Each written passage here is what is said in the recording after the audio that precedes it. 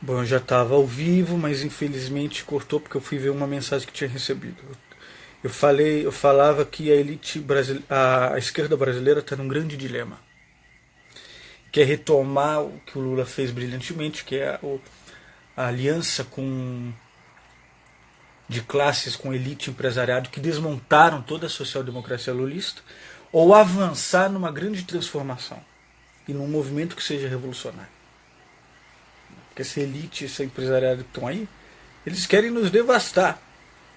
Vamos nós devastá-los. Era isso que eu falava assim de uma maneira sucinta. E não à toa há uma centro-esquerda aí que já tem uma série de reformas que é justamente para desmembrar um pouco desse poderio, sobretudo econômico, com reforma tributária aprofundada, taxação de que trate lucros e dividendos, taxação de grandes heranças e fortunas. Né? Mas isso também é pouco. Não adianta ficar com um modelo trabalhista quando nós já vimos que essa elite empresariado querem que o povo se lasque. Essa que é a grande verdade. Do golpismo para cá,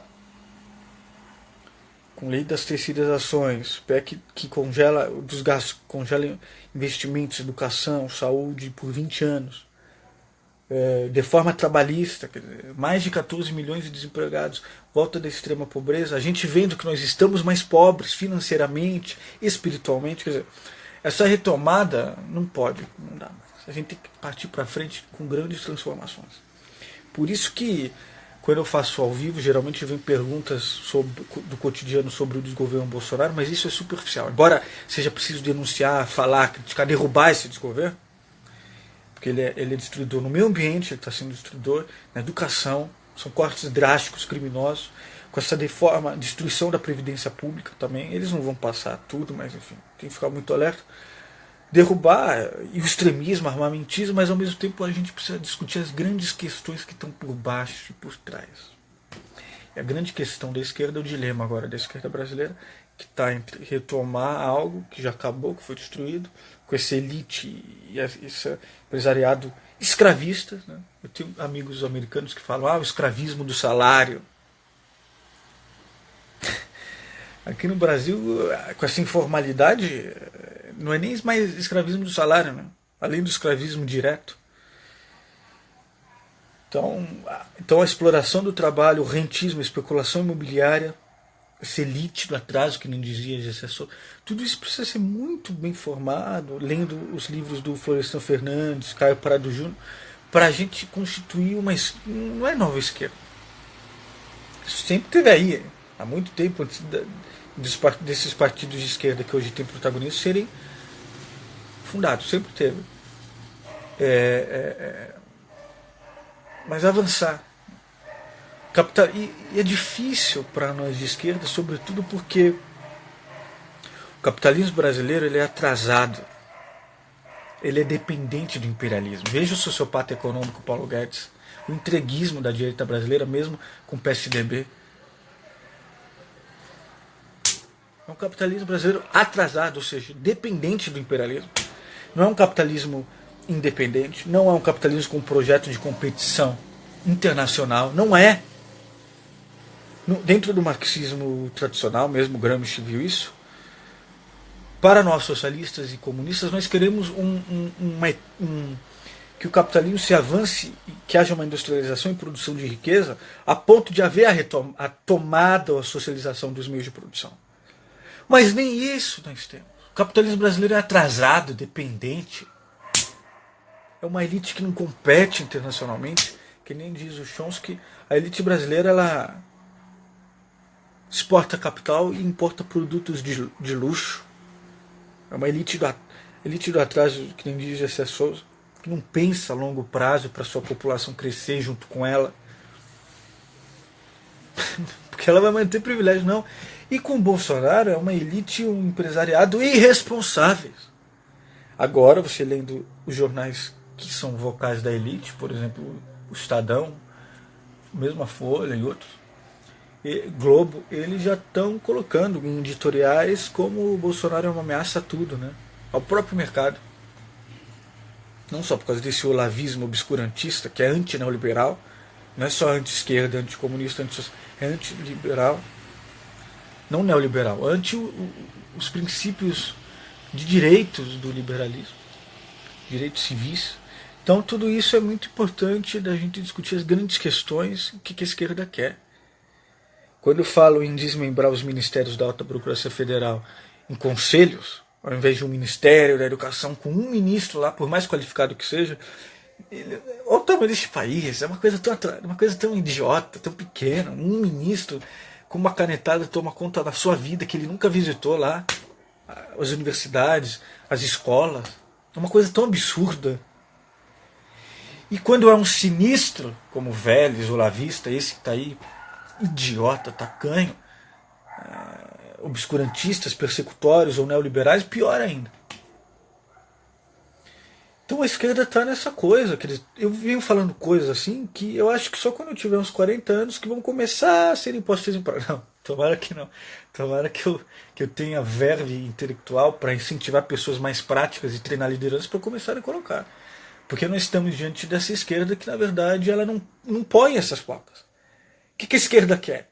Quer um ministro que defenda a educação pública. Isso é pouco. Nós precisamos de conselhos nacionais, de professores e estudantes tomando os rumos da educação nacional. Essa é uma ideia socialista comunista que dá certo. Você coloca o poder na mão do povo, de quem está na inteligência diária, na prática diária da sua área. Isso em todos os ministérios. Tá, não todos, mas nos principais. Você desmembra, pulveriza o poder, coloca na mão do povo. Ao invés de um Ministério do Meio Ambiente, conselhos nacionais com ambientalistas, ecologistas, pessoas que estão no dia a dia trabalhando, porra. Pessoas que sonham diante do seu setor, que têm a vocação, que dizem que nasceram para isso, que estão trabalhando para isso. Ter que ficar ao sabor de governos que vão e vêm. Vocês veem alguém da esquerda falando tudo isso? Não. Acho que vai ter que ser eu. Vai ter que ser eu. E tem que reconfigurar, limpar a lavagem cerebral que foi feita a respeito de socialismo, a respeito do que é comunismo, do que é neoliberalismo, do que é socialismo, comunismo. Tudo isso, social-democracia, tudo isso vai ter que precisar ser discutido. A gente precisa discutir, precisa elevar o nível, puxar o repertório da massa, dos estudantes, de todo mundo. Meu primeiro grande trabalho é fazer vídeos, escrever livros e tal. E sem esquecer das redes, porque os intelectuais esqueceram das redes, a extrema-direita dominou. Não pode, a gente tem que estar nas redes. Extrema-direita que está toda dividida já, o MBL totalmente mercenário já fala, não vão nos atos do dia 26, porque agora o MBL está no... Vários deles se candidataram e foram eleitos. Jana Pascoal, o desgoverno Bolsonaro, a base aliada toda dividida. É uma direita num país subdesenvolvido é uma coisa patética. Jânio Quadros, Fernando Collor, Bozo, uma coisa patética. Mesmo a FHC, que é centro-direita pró-mercado, tá? É uma coisa sempre patética. Então a gente está nesse dilema da esquerda brasileira. Não dá mais para fazer essa aliança de classes com uma elite empresariado que querem nos devastar. Vamos nós devastá-los, fazer as grandes transformações que precisam ser feitas. Econômicas, políticas, educacionais, sociais. Bom, Tali Mark disse, põe desgoverno nisso, é desesperador, trabalho na área da saúde e estou só acompanhando o desmonte que vai de encontro com a privatização da área. Tá vendo? Ao invés de um Ministério da Saúde, conselhos nacionais de enfermeiros, médicos, profissionais do SUS. São eles que estão no dia a dia, veem o que precisa e o que não precisa, cacete. O que dá certo, o que não dá certo. Que rumo a gente precisa tomar. Quais são as diretrizes que a gente precisa. É quem está no dia a dia, não é um ministro que está lá 2, 3 meses, 4 anos. Nem dura isso. Todos os ministros da saúde não duram muito tempo no cargo. Olha o tamanho desse país. Tantos estados, cidades, interior, capitais, litorais, tudo complexo.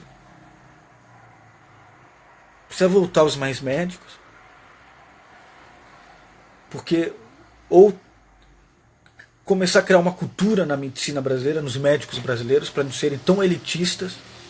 Isso, é preciso criar essa tradição, essa cultura.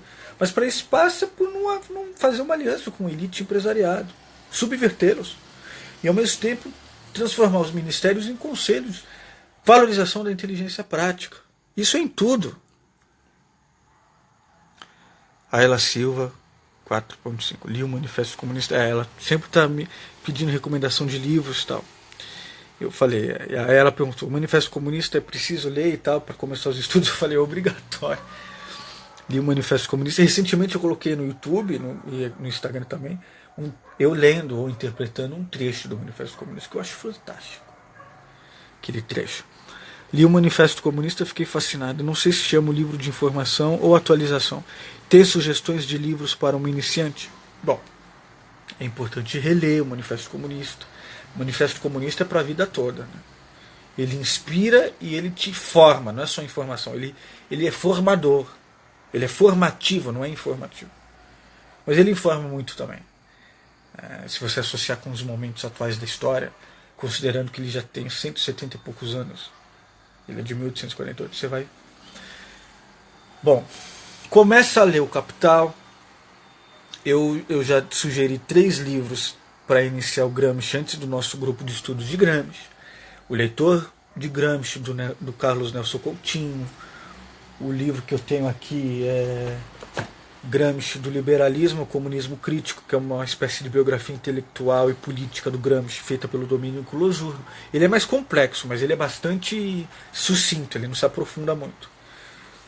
E o dicionário gramsciano, que tem na internet, porque acho que é caro, mais de 400 páginas, vocês acham aí PDF. Ele é para a vida toda também, para sempre consultar. Né? E depois, os grupos de estudos, nós vamos embarcar, aprofundar, cair de cabeça com método, que é uma floresta, lógico, ele escreveu na prisão. São cadernos estudantis mesmo que ele foi escrevendo. Os cadernos especiais dos cadernos do cárcere do Gramsci. Aí a gente vai se aprofundar. Mas esses livros assim, eles são importantíssimos de ter já uma base. Ter uma base. Ler, você que é mulher, lê Rosa Luxemburgo.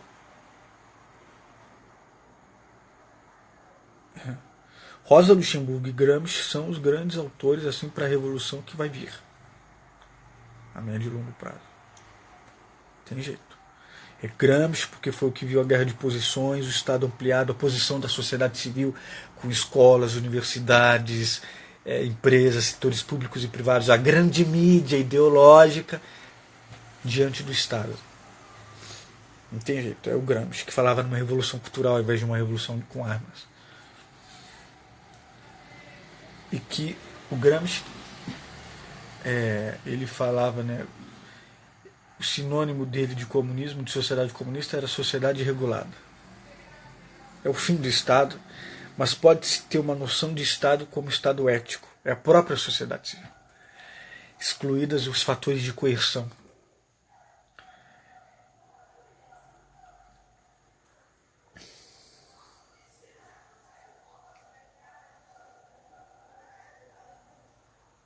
Minha gata dormindo no meu colo.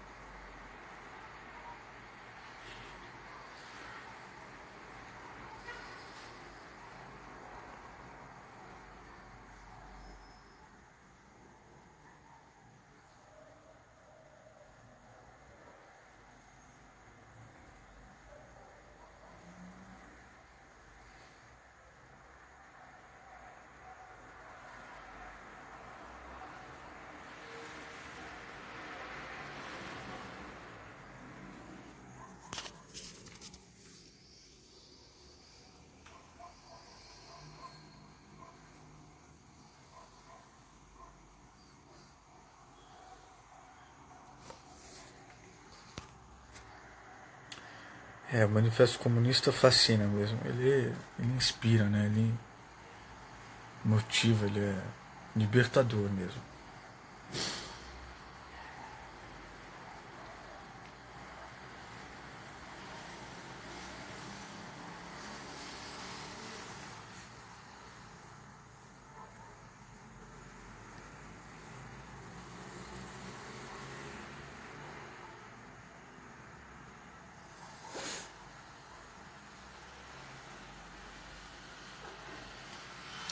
Bom, mais perguntas? Estou esperando as pessoas entrarem.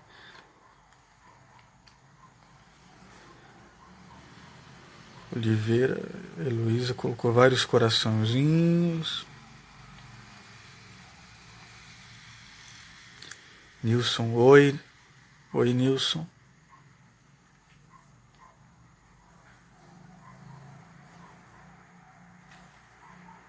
Nilson History. Nilson disse também, eu era stalinista, virei trotskista, agora tô ficando gramsciano por sua causa, porque quero entrar nesse grupo de estudos do Gramsci, tô lendo, tô vendo como os dois, Trotsky e Stalin, tinham ideias que não tem nada a ver com a realidade brasileira, ocidental. Se contar os crimes do Stalin, enfim, que eu sei referenciar, né? Isso é algo que já está, para mim, já está resolvido. Não vou ficar falando aqui. Acho que o limite é a morte do Osip Mandelstam, que fez aquele poema satírico famoso, foi morto. Bom, o Stalin, ele recentemente saiu uma pesquisa na Rússia, aí os russos, eu tenho um colega russo virtual que chegou até mim porque eu vi um vídeo meu no YouTube lendo Lord Byron, ele gosta do Lord Byron. Então. Na verdade era uma tradução que o Castro Alves fez de um poema fantástico, apocalíptico do Lord Byron. Fantástico aquele poema. Eu li e tal, tem um vídeo meu de 2 anos, acho. E ele veio no Facebook falando comigo. E ele falou, os russos têm nostalgia. Por quê? Por 2 motivos. Stalin industrializou a Rússia e derrotou os nazistas. Bom, foram mais os generais. Né? Tem o mérito de terem derrotado os nazistas. Os generais russos. Depois, a industrialização de fato ele fez, mas fez com trabalhos forçados. Destruindo os conselhos de trabalhadores e camponeses que havia. O próprio Marx, já no final da vida, tem o nome de uma Rússia, eu esqueci o nome, vocês podem puxar aí. Em que ele mantinha correspondências com esses grupos de camponeses, trabalhadores, destruídos depois da Revolução. A Revolução foi fantástica, estou falando depois. Toda a Revolução é fantástica. Que o devir revolucionário, que diria o Deleuze, e o futuro da história são 2 coisas completamente diferentes. Não adianta justificar uma coisa na outra, porque não são nem os mesmos.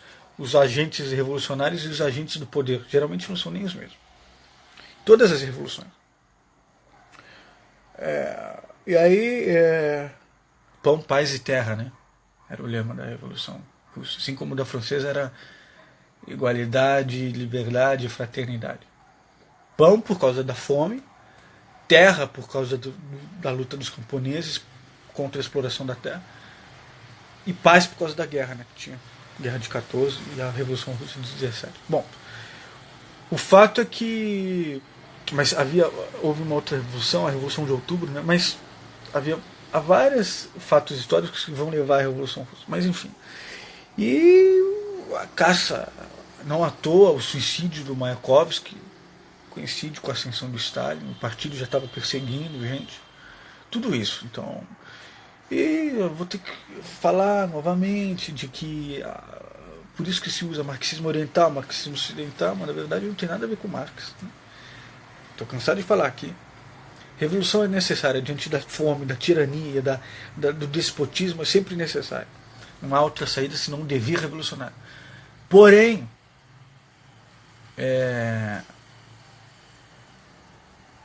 o socialismo precisa vir numa sociedade avançada, de capitalismo avançada. A Rússia czarista era feudal praticamente. Por isso ele acelerou a industrialização, destruindo vários conselhos de trabalhadores e com trabalhos forçados. Isso precisa ser dito. E outros crimes que ele fez. Foi o imperialismo que ele promoveu ali. Né? Pegando Geórgia, arrasou com a Ucrânia. Enfim. Então é isso. Ao mesmo tempo, isso também está em Marx, o socialismo precisa ser uma doutrina universalizante. Se você se confina, acaba. E várias outras coisas. Mesmo o trotskismo. Trotskistas são legais porque eles são os que mais estudam. Os stalinistas são os que mais atrapalham a esquerda brasileira. Marighella chorou ao saber dos crimes de Stalin. Jorge Amado, que era do Partido Comunista, foi lá, visitou a URSS várias vezes, oficialmente, né, como escritor e tal. Purgou Stalin, João Cabral, se eu não me engano, Niemeyer, todo. Então, ó, por isso que quando eu vejo aí a União da Juventude Socialista chapada de stalinista, tento puxar eles para Gramsci. Inclusive, sobretudo, o teor ideológico, quer dizer, o Oriente, isso é para a Coreia do Norte, China, que agora é capitalista, só comunista só no nome do partido, e tem espiões, tem uma polícia do Estado que persegue, exila, etc. Mas um capitalismo brutal, potência econômica mundial. A Rússia, a União Soviética acabou, desmanchou, mas a noção de Estado do Oriental é uma noção de estatolatria, o Estado é tudo. Aqui não. Aqui tem o fator da sociedade civil. E diz o Gramsci, é preciso defender nossa concepção de socialismo, do que a gente quer, na sociedade civil, que é a arena da luta de classes, que é um momento do Estado. A noção de Estado aqui no Ocidente é muito mais complexa. Não à toa se fala em grande mídia capaz de derrubar e levantar governo. Diz o Paulo Henrique Amorim, o partido da mídia golpista. Não à toa se diz que é o quarto poder. Não tem isso lá no Oriente. Maicon Borges Doce, etc. Boa noite, Maicon. Deninho, eles falam mal do Fidel por ignorância. Ayla Silva 4.5. Por que a maioria das pessoas falam mal do Fidel Castro? Daí o Deninho, falam mal do Fidel por ignorância. Bom, aí é outra coisa, Cuba é outra coisa.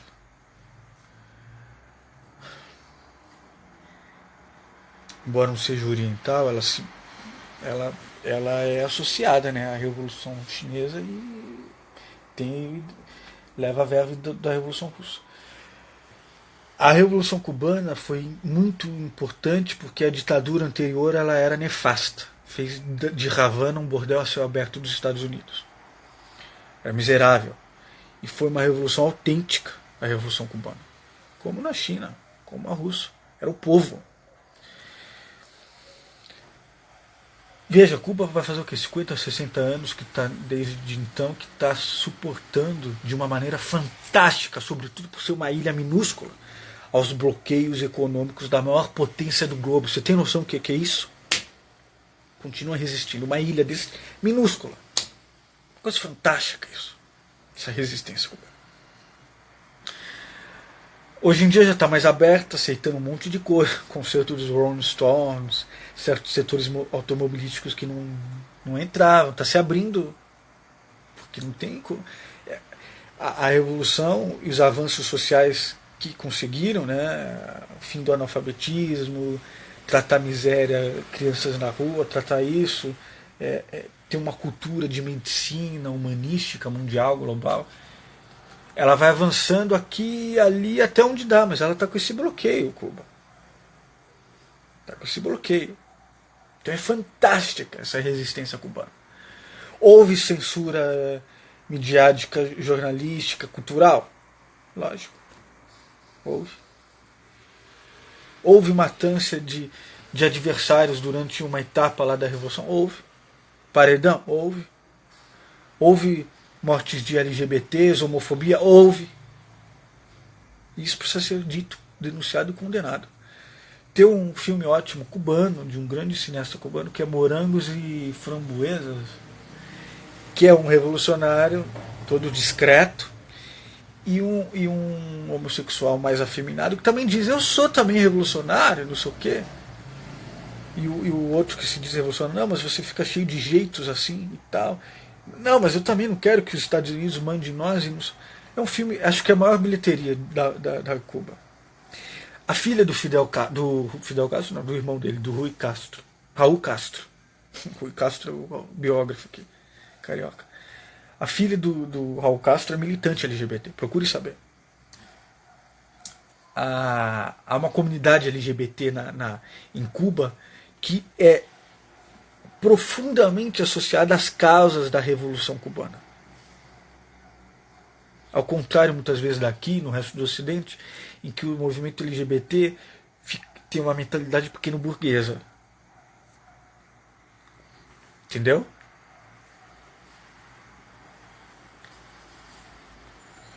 E tem aquele Leonardo Padura, alguma coisa assim. Escreveu um romance, inclusive O Homem que Amava Cachorros, que é sobre o Trotsky. Ele diz, outro dia eu tentei comprar um carro ou não.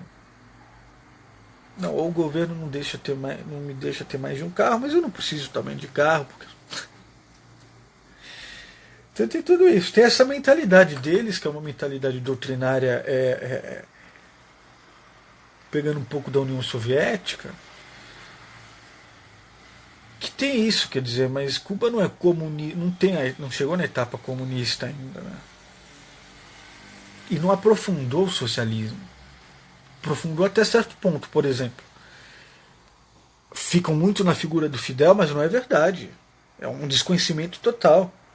As eleições elas são de baixo para cima, ao contrário daqui dos Estados Unidos. Que é de cima para baixo. Os partidos lançam, né, os nomes, e há todo, não só lobby, como o sistema corrupto capitalista eleitoral burguês. Né? Quem tem mais dinheiro tem mais tempo de televisão. Tá. Isso não tem em Cuba. Parte do povo para cima. Então isso é uma grande conquista que eles fizeram. Então vocês veem nesta minha fala que eu vejo os aspectos positivos fascinantes da Revolução Cubana e de Cuba ainda hoje e os aspectos negativos. A Ayla Silva mandou um tchauzinho, não sei se é porque ela está indo embora ou porque eu respondi a ela. Danilo Marcondes, qual o assunto? Qualquer coisa, Danilo. Agora, por exemplo, já me perguntaram sobre o desgoverno Bolsonaro, já me perguntaram sobre o Manifesto Comunista, me perguntaram sobre Cuba, falei da União Soviética, de China, falei da esquerda brasileira, que não pode mais retomar uma aliança de classe com a elite empresariado que querem nos devastar, que são irresponsáveis, que são atrasados. Está nesse dilema entre retomar ou avançar A minha gata até que se cansou. Tem que avançar. E não basta apenas esse sistema trabalhista, porque os que estão aí, que falam em reformas tributárias, taxação disso, etc., também tem um modelo trabalhista, que também já está ultrapassado, coisa ultrapassada. Não, temos que garantir emprego e tal. Né? Tem grandes transformações, e eu vou puxando isso. Fazendo lives, escrevendo textos, vídeos no YouTube aqui. Quer dizer, você veja o que aconteceu com o Olavo de Carvalho. Embora ele tenha virado piada nacional, mas ele foi fazendo suas coisas. Com menos vigor, com menos método, com menos sinceridade do que eu estou fazendo. Então, eu projeto que nós faremos sim uma revolução a médio e longo prazo. Agora nós estamos no momento de derrubar esse desgoverno destruidor em todas as áreas e defender direitos que sobraram, migalhas que nós temos, educação pública, patrimônios públicos. Nós estamos no momento de defesa e de derrubada desse desgoverno. Mas a médio e longo prazo há uma juventude revolucionária aí. Danilo Marcondes, pode falar sobre mobilidade urbana. O que, por exemplo? Especifique.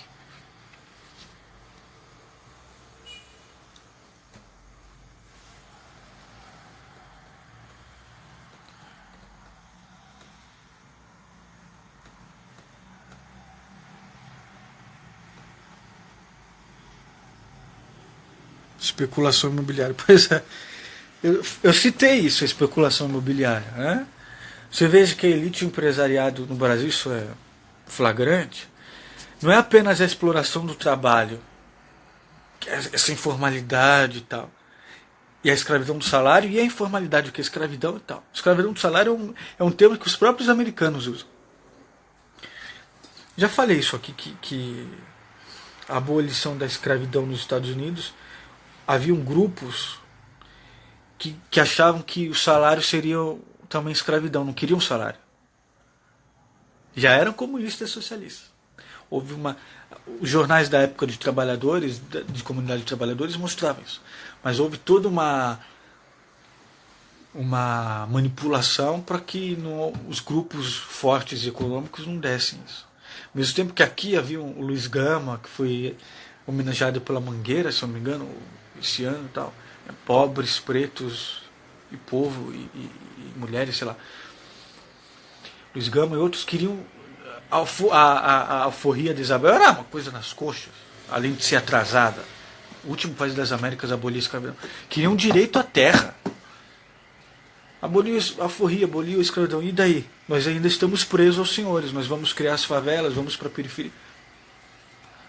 Pegar migalhas. O Machado de Assis tem crônicas fantásticas logo depois da alforria, em que tinham negros que nem sabiam que tinham sido alforriados. Olha só. O que? Uns 10 anos depois da alforria? Não sabiam. Ninguém contou. O Senhor fez questão que eles não soubessem. Aí eles sabem por terceiro, de alguma forma, não sei, e fogem. E o Senhor vai e manda os capangas pegar. Olha o nível desse país, minha gente. Então, sabe, direito à terra, direito escravismo, salário, não, nós queremos os meios de produção. Isso tudo está colocado. Então vocês veem, estou falando de uma coisa que não chega a 2 séculos. É? Quanto tempo foi Bom, a primeira grande rebelião de escravos, que foi a de Espartaco, ela aconteceu séculos e séculos depois é que acontece a abolição da escravidão. Então as coisas elas têm um ritmo. Ela tem um ritmo. Mas tudo isso está posto ainda hoje. Mas quando eu falei da especulação imobiliária, que então a exploração do trabalho, dessa elite e do empresariado, a formalidade está aí, lei das terceirizações, a reforma trabalhista, e agora a reforma da Previdência que precisa ser derrubada. Mas ela também tem o rentismo e ela tem também especulação imobiliária. A esquerda precisa ver isso. Você vai colocar os pobres de novo na mão dessa gente? E ao mesmo tempo, o que você vai fazer em relação a rentismo e especulação imobiliária? Danilo Marcondes, especulação imobiliária. Fale sobre isso como tema cidade de São Paulo. Ah, bom. Especulação imobiliária tem que falar de São Paulo mesmo. Bom.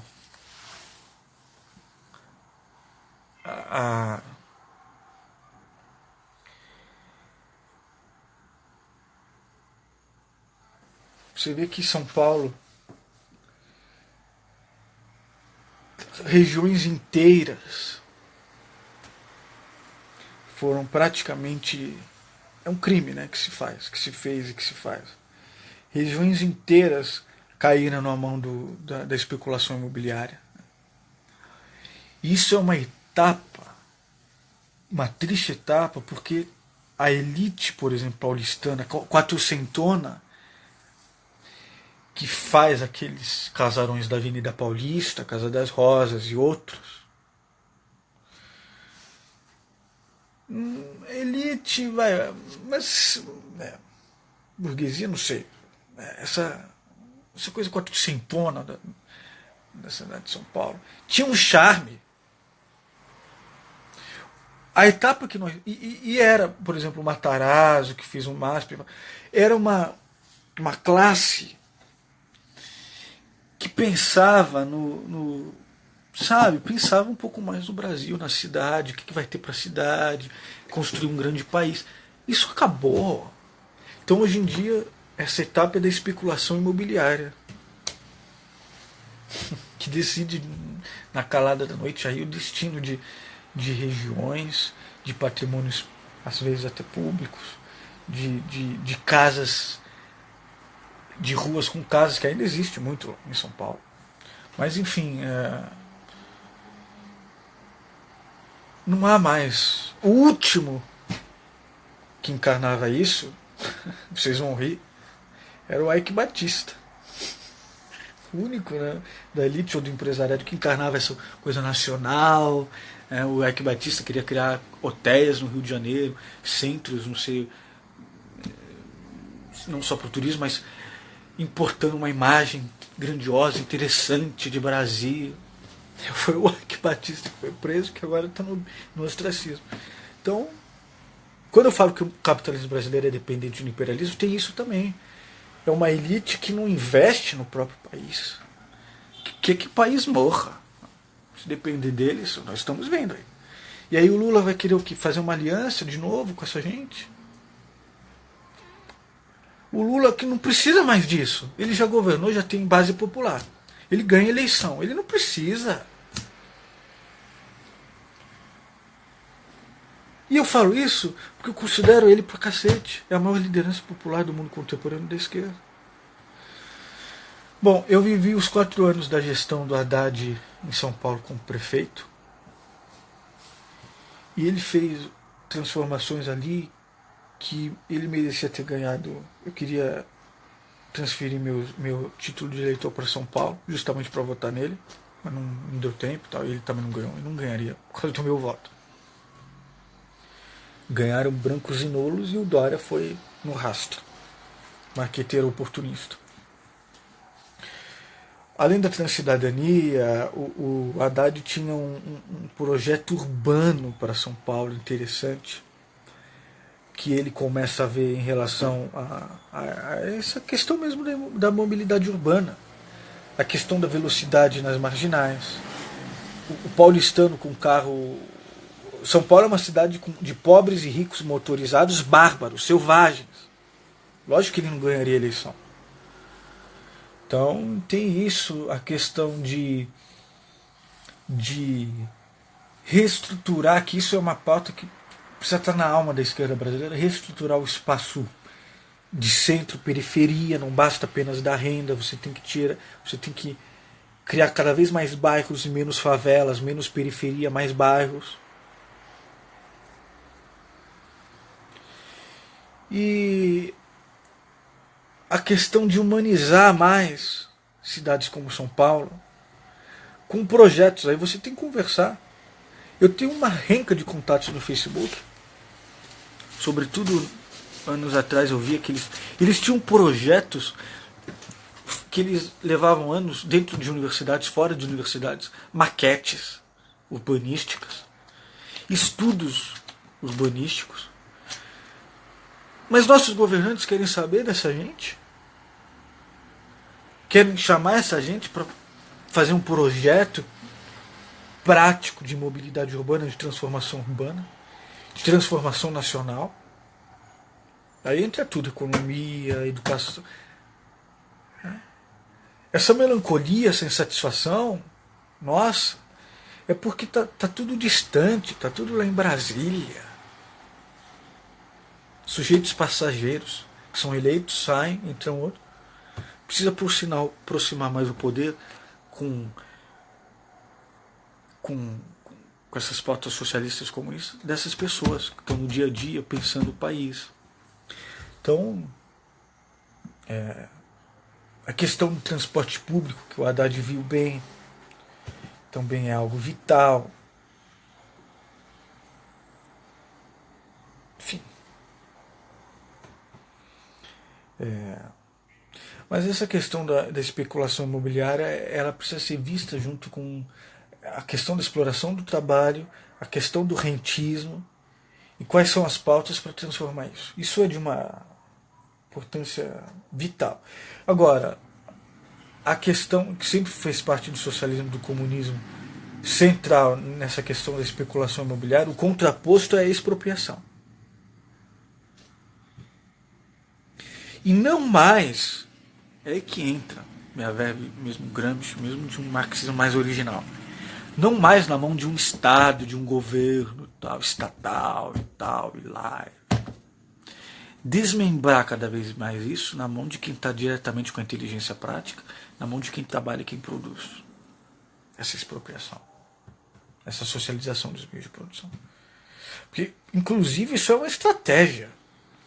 Quanto mais você desmembra o poderio na mão do povo, na mão de quem está mais força você vai dando para ele.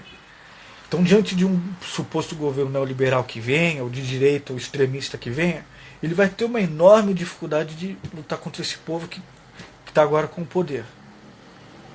Porque um partido pode ser, você coloca na mídia, começa a demonizar um partido, ele cai na reputação pública, ele sai, ou ele perde uma eleição e vem tudo, desmonta tudo que o anterior. Estão tendo noção dessa fala que eu estou tendo? A minha tese de que é preciso uma transformação estrutural, política, antes de qualquer coisa. E ela não se dá de uma maneira com meia dúzia, com partido. É um movimento revolucionário, treinamento de lideranças populares, grandes discussões, e o povo. Não é apenas o povão, é quem está no dia a dia com a inteligência prática, na área da saúde, na área da educação, na área urbana. Você vê, ainda sobre a questão urbana, a quantidade de imóveis. Aqui em Santos, por exemplo, tem também o centro antigo todo abandonado. Era uma coisa pungente, como o centro de São Paulo, depois vai para outro canto, o comércio, e aquele centro decai. Então são aquelas construções maravilhosas dos anos 20, aqui tem a Bolsa do Café, que agora é museu, que decaem, são decadentes. E aí há esses projetos de revitalização urbana, onde se chama também a iniciativa privada. Tal. Mas vocês estão vendo como a iniciativa privada ela não avança isso? Na iniciativa privada? Preciso repensar. A luta na área urbana, o MTST, a luta por teto, e no campo, o MST, a luta por campo, por terra. Isso tudo passa pelo você começa a colocar em prática essas políticas para tratar essas questões urbanas.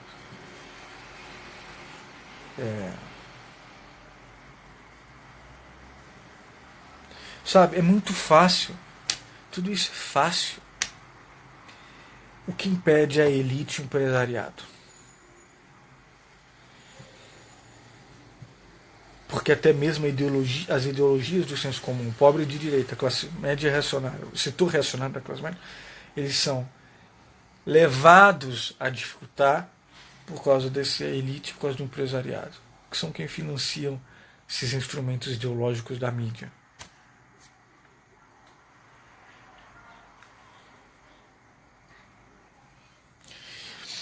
Entende, Danilo? Mas essa minha fala, eu não me aprofundei muito na questão da especulação imobiliária, mas ela é... Tem mais alguma coisa que você queira saber nesse assunto? Geo Amaral, é isso. Porque é algo muito difícil. Eu lembrei agora os prédios no Brasil. A arquitetura medonha. São verdadeiras fortalezas da classe média, enquanto as cidades minguam em cultura, em áreas de lazer, etc. São verdadeiros shopping centers, com tudo lá dentro. Academia de ginástica, salão de festas, não sei o quê, enquanto as cidades minguam. É uma segregação, racial inclusive, socioeconômica, que só favorece o extremismo da segurança pública, a violência, o medo, só separa, minguam as políticas e direitos sociais de cidadania, de lazer, disso, daquilo, da segurança, e não se investe num modelo de comunidade. Não é comunidade isso. Você tem esses shoppings medonhos que causam males até para quem mora neles. É uma coisa, para mim é uma coisa inconcebível você ter um prédio que nem o que a minha irmã mora. Uma coisa enorme, com salão de ginástica, com salão de festas, quando ela faz festa da minha sobrinha lá, com não sei o que, não sei o que, não sei o que, e a cidade com defasagem, minguando em áreas de cultura, de lazer. Tá tudo errado. Tá tudo errado. Tá tudo errado. Isso tem a ver com mobilidade urbana, isso tem a ver com repensar o urbanismo. Bom, Então é uma arquitetura medonha, né? São verdadeiras fortalezas. E pensando que em Santos a, a maioria dos. Não, Santos é a cidade mais vertical, né, do Brasil, uma coisa terrível. Então. Mas tem, por causa do litoral, então está crescendo esse valor do imobiliário. Teve um boom imobiliário na cidade. Mas Santos, tradicionalmente, são esses predinhos pequenos, 3 andares, de velhos, velhinhos, idosos, aposentados, onde há um sentido maior de comunidade. Então, quando a gente vai falando tudo isso, a gente vai pensando, porra, para onde nós vamos? Porque nós achávamos que seríamos os Jetsons, e nós estamos, na verdade, chegando aos Simpsons, aos Flintstones.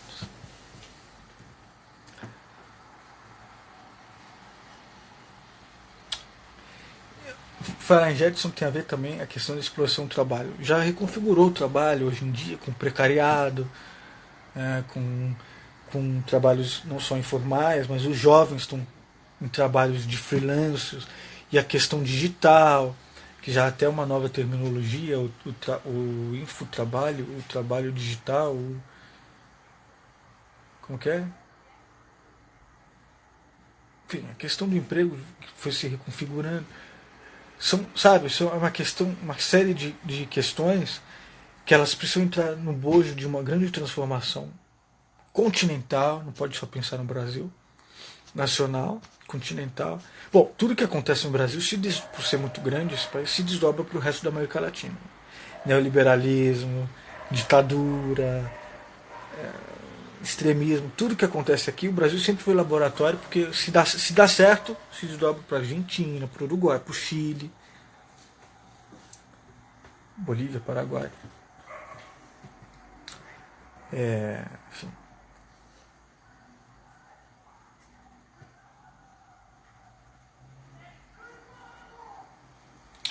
Bom, além da elite do empresariado, tem a questão das Forças Armadas. Eu respondi esses dias, vou tentar juntar esse vídeo das Forças Armadas, da lavagem cerebral que foi feita no final da Segunda Guerra pelo governo americano. Por que os militares que são identificados com esse setor reacionário da classe média, que é manipulado pela elite,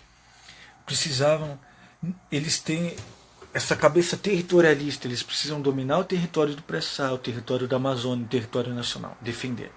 Eles têm isso. Mas quem vai dominar, quem vai explorar, eles não têm esse interesse. Preciso criar uma cultura anti-imperialista, como o Evo Morales fez e como os militares da Venezuela são. Você vê nos vídeos que eles cumprimentam o Maduro meio assim, eles nem querem o Maduro, vários deles, a maioria, nem querem, os generais. Mas o petróleo e a figura do Chávez, que era uma verdadeira liderança, está mais forte. Eles são aguerridos por isso, e é lindo. É lindo. Foda-se os Estados Unidos, Trump, John Bolton, essa nova doutrina imperialista do Monroe, nova doutrina Monroe imperialista. Lógico que há os interesses por trás da China, da Rússia. Mas sabe, não, vamos defender. Isso é lindo. Os militares brasileiros não têm. E com o Bozo e Paulo Guedes indo lá, esse entreguismo é uma excrescência. É uma Forças Armadas que é uma excrescência. Vira-lata. Idiotas. Foi feita uma lavagem cerebral no militar brasileiro desde o final da Segunda Guerra. Comunismo e tal. A campanha da Itália, eles venceram lá. Bom, derrotamos os nazistas, mas tem o comunismo. Brasileiro preocupado com o comunismo é uma coisa idiota. É uma coisa... Não tem nem adjetivos para usar. É que nem ser de direita num país subdesenvolvido. Sabe, é ser o... É antipovo, é antinação. É possível uma nova direita no Brasil que não entre nesse nacionalismo de Araque, que só fica no hino, na bandeira, na camisa da CBF, enquanto estão explorando, vendendo pré-sal, explorando, vendendo nosso futuro, destruindo a Amazônia? É possível? Não sei. Eu vou perguntar isso no meu livro Que é Ser de Esquerda. Porque não há isso. São tapados. Ficam São superficiais. Estamos cantando o hino, hasteando o hino, que maravilha. Vamos, que nem o Collor, vamos todo dia verde e amarelo, e agora o Bozo quer fazer isso no dia 26. Não quero saber de verde e amarelo, do hino da bandeira. Isso me emociona, é lindo, eu amo, sou patriota. Quero saber o que estão fazendo com a base de Alcântara, com a Embraer, com a Amazônia, com o Pré-Sal, com a Petrobras. Não vai me enganar, não. A direita tinha que falar isso, tinha que ter um cara da direita que falasse isso. Sabe, na América Latina é assim inteiro, sempre foi assim. Peronismo, etc. É o populismo, ou popular, de esquerda, que é nacionalista de verdade, tem as pautas nacionalistas de defesa nacional contra o imperialismo, e a oligarquia, que é entreguista. E de um capitalismo dependente do imperialismo, um capitalismo vergonhoso brasileiro, e no resto da América Latina é assim, que não tem dependência, que não compete lá fora. Então, isso tudo tem que ser dito, inclusive porque nós, socialistas e comunistas, um capitalismo que fosse independente, tivesse um projeto nacional, continental, e que disputasse lá fora, competisse lá fora, seria bom para nós brasileiros e nós, socialistas e comunistas. Gel Amaral, que deveriam ser culturais, mas perdem infelizmente seu valor para a sociedade quando vêm nas edificações opções de agregar e aumentar o seu poderio econômico. Pois é, acumulação, concentração de riqueza, que na nossa sociedade concentração de riqueza é concentração de poder. Eu me sinto desmotivado enquanto uns lutam para mudar esse cenário brasileiro, há muitos outros que pouco se importam com a sociedade. Eu não me sinto desmotivado. Eu nunca me senti tão motivado. Eu vivi o golpismo, fiquei puto pra cacete, fiquei desmotivado no golpismo, todo o governo Temer, passando tudo aquilo, as reformas e tal. Vi a morte da Marielle, que me impactou, questão das milícias no centro do poder, a família Bolsonaro, a eleição do Bolsonaro. Estava muito motivado achando que a Haddad ia virar, não virou, foi uma grande decepção. Depois uma grande palhaçada do governo Bolsonaro. Nunca tive tão motivado quanto agora. Nunca tive tão motivado. Acredito no povo brasileiro, que precisa ser mobilizado só. Porque sabe o que precisa ser feito e o que não pode mais ser feito. Vejo um grande destino para a esquerda brasileira e continental. Vejo um grande destino para o socialismo ocidental. Vejo muito isso. O momento que nós estamos agora é um momento de virada. São gerações que estão morrendo, estão indo embora. E há novas gerações com novos tipos de pensamento, reconfigurando a história, o que deu certo, o que não deu certo, o que precisa ser transformado de uma maneira mais radical. Chove aqui seguidores meus nas redes sociais, jovens, bem informados, que eu tento puxar para a filosofia socialista, comunista, para Gramsci. Estou muito motivado. E a motivação é inclusive de uma raiva. Porra, olha isso, olha aquilo. Vamos fazer isso, vamos fazer aquilo. A raiva ela precisa ser canalizada nesse aspecto, da prática e do estudo. Que diria o Marx nas 11 teses de Feuerbach. O que é a atuação revolucionária? O Gramsci dizia que é ser revolucionário, ter uma consciência crítica e prática. E o Marx, a atuação revolucionária ela é prático-crítica. E é assim que ele termina, né, as 11 teses do Feuerbach. Os filósofos até agora se preocuparam em interpretar o mundo. É preciso transformar o mundo. Sabe, eu vendo que Marx, socialismo, comunista nunca fizeram tanto sentido diante desse capitalismo neoliberal, estertor, arrasador, destruidor. Nessas etapas que dizem que é o capitalismo tardio, a última etapa do capitalismo. No fato de que o capitalismo levou pelo menos 3 séculos para se tornar dominante. O socialismo perdeu o primeiro século e meio, mas nós temos mais um século e meio para equiparar o tempo que o capitalismo se tornou dominante. Os desafios que são postos, eles são motivadores. Ah, mas a alienação, ah, mas não sei o quê, ah, mas a esquerda que está aí partidária, que está aí, etc. Ah, mas não sei o quê, mas... Mas enfim, isso tudo a gente tem que ser posto. Capitalismo selvagem, pois é. Como na época do Marx era um capitalismo selvagem. O camarada não tinha, não tinha. Pra quem não sabe, não tinha direito a nada. Pegavam crianças de orfanato, isso está no Manifesto Comunista. Vamos tirar as crianças de vocês. A criança tem que estudar. Pegavam crianças de orfanato para colocar na fábrica. O camarada morria com 60 anos, que era a expectativa de vida, ou até menos. No chão da fábrica sem direito a nada, sem férias, sem aposentadoria. E são conquistas que são tidas a partir dos movimentos anarquistas, feministas, socialistas, comunistas, durante todo o século XX. Esses direitos sociais, trabalhistas. São conquistas com greve, com luta, com fome, com sangue, com morte. Isso tudo foi conquistado. Desmontaram aqui e ali? Desmontaram. Mas nós temos esse sentido ainda. Porque foi conquistado. Então, o capitalismo de hoje não é mais o mesmo do capitalismo selvagem do Marx, que era obsceno. Não dá para comparar. Porém, todavia, continua sendo insatisfatório, continua sendo em uma série de assuntos obscenos e selvagens, só que não é eterno. Hoje mesmo eu respondi a uma pessoa que me perguntou o que responder para quem diz que o capitalismo faz parte da essência humana. Aí eu falei, bom, isso é uma falácia. O que eu posso falar é que o comunismo também faz parte da natureza humana. Já que há um comunismo primitivo, né? É chamado assim mesmo, comunismo primitivo, quer dizer, Gordon Schild, um antropólogo comunista, já no século XIX, no tempo do Marx, viu que as sociedades primitivas têm a coisa do carbono e tal. Elas, por não terem produto excedente, nem escravismo, elas eram comunistas. O próprio Marx viu isso, não é nenhuma novidade. O livro 3 do Capital, ele fala das comunidades peruanas. Eles produziam o suficiente para si mesmos. A questão do comércio ainda não estava posta, ela foi sendo posta depois, em que, havendo sobras, eles trocavam, ou vendiam, ou compravam contra os povos, mas isso não havia.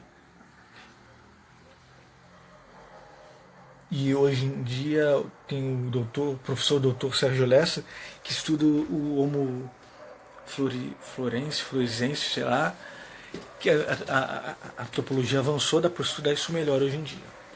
Então, se essa é a questão da produção, a produção continua.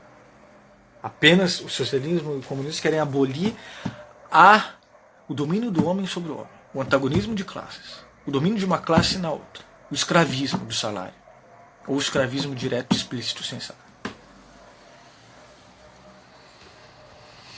Se você quer dizer que porque a produção é algo que fascinava Marx, ela continua. O ser humano é produtivo mesmo.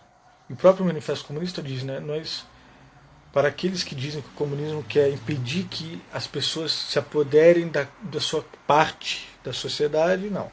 Nós não queremos que elas sirvam de instrumento de produção desta parte. O Manifesto Comunista ainda é atual. Bom, se você quer dizer que as guerras, a desgraça, a pobreza, a luta, o antagonismo de classes, a hierarquização, as injustiças sociais, a exploração do outro, do trabalho e tal, são naturais. Você precisa estudar esse comunismo primitivo e precisa estudar tribos, comunidades indígenas existentes até hoje, que não concebem este modelo. Você precisa ter um lastro histórico de construção social, de produção cultural. Não quero dizer com isso que os... Não quero... Não estou falando que eu defendo a tese do Rousseau, do bom selvagem, que o ser humano é uma tábua rasa, ou é bom, é fascinante e se corrompe. Não quero entrar nessa discussão, que eu acho muito... não leva a muita coisa. O fato é que é uma construção social. Então, o próprio Nietzsche, a legitimar a escravidão, doenças, ele não via esse lastro social.